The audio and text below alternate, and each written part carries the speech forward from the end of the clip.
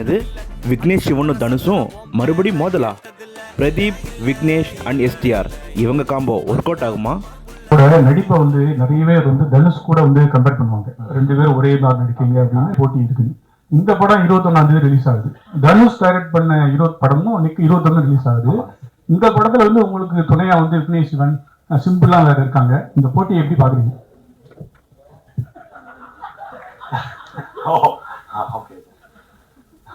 நல்லா இருக்கு சார். இந்த ஆங்கிள் நான் இந்த கோணத்துல நான் யோசிக்கல. பயங்கரமா இருக்கு.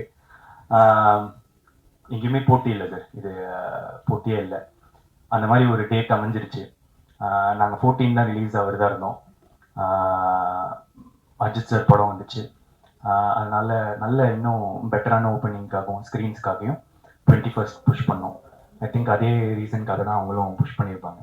அந்த மாதிரி ஒரு விஷயம் அமைஞ்சிருச்சு. அவ்வளோதான் சார்.